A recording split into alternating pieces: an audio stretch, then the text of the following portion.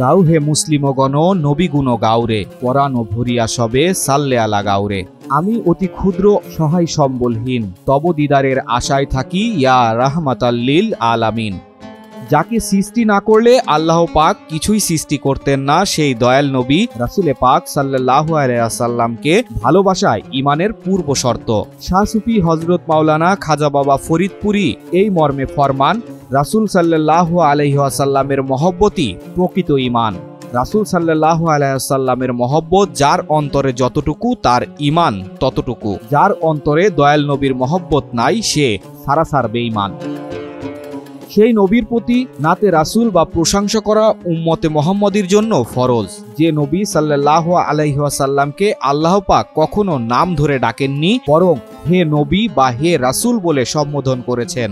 যেই নবীর জন্য কেবলা পরিবর্তন হলো, সেই নবীর প্রেমে যুগে যুগে কত নাত, কত কবিতা, কত ছন্দ লেখা হলো। দুনিয়াতে কারো প্রশংসা করে এত বাক্য রচনা হয়নি যেটা রাসূল সাল্লাল্লাহু আলাইহি ওয়াসাল্লাম পাকের শানে হয়েছে। নবীজির প্রিয় সাহাবী হযরত হাসান ইবনে সাবেত রাদিয়াল্লাহু তাআলা আনহু নবীজির শানে নাত পেশ করতেন। তার জন্য মসজিদে নববীতে আলাদা মিম্বার ছিল। বিখ্যাত মুহাদ্দিস একরামগণ বলেন, যে ব্যক্তি নবীর শানে পূর্ণ মহব্বত ও আদব সহকারে নাতে রাসূল পেশ করে তাকে মহান আল্লাহ ফেরেশতা দ্বারা সাহায্য করেন।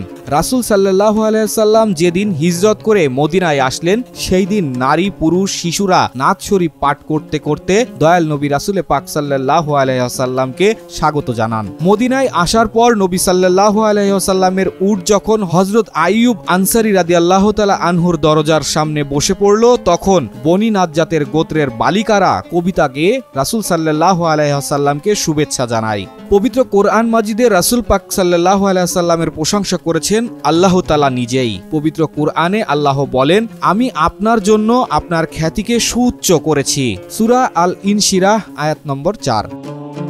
নিশ্চয়ই আল্লাহ ও তার ফেরেশতাগণ নবীর প্রতি দুরূদ ও সালাম বর্ষণ করছেন। অতএব হে ঈমানদারগণ, তোমরা তার প্রতি দুরূদ ও সালাম পেশ করো। সূরা আল আহজাব আয়াত নম্বর 56।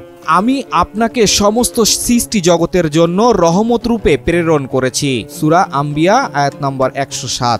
আমি আপনাকে সমগ্র মানব জাতির জন্য সুসংবাদদাতা ও সতর্ককরণকারী রূপে প্রেরণ করেছি, তবে অনেকেই তা জানে না। সূরা সাবা আয়াত নম্বর 28। শাহ সুফি হযরত খাজা বাবা ফরিদপুরি কুদ্দুসে সিরুল আজিজ সাহেব ফরমান, দয়াল নবী রাসূলে পাক সাল্লাল্লাহু আলাইহি ওয়াসাল্লাম সৃষ্টির ফাউন্ডেশন। হযরত রাসূল সাল্লাল্লাহু আলাইহি ওয়াসাল্লামকে সৃষ্টি না করিলে মহান আল্লাহ তাআলা আসমান জমিন তথা কোনো কিছুই সৃষ্টি করিতেন না। আল্লাহ তাআলা ফরমান, হে মুহাম্মদ সাল্লাল্লাহু আলাইহি ওয়াসাল্লাম, আমি যদি আপনাকে সৃষ্টি না করিতাম তাহা হইলে আসমান জমিন তথা কিছুই সৃষ্টি করিতাম না। তাই আমাদের সকল মুমিন মুসলমান ধর্মপ্রাণ ভাই ও বোনদের উচিত দয়াল নবী রাসূলে পাক সাল্লাল্লাহু আলাইহি ওয়াসাল্লামের প্রেম অন্তরে পয়দা করা। প্রকৃত ঈমানদার হয়ে আমরা যেন দয়াল নবীজির দিদার লাভ করতে পারি। আমিন।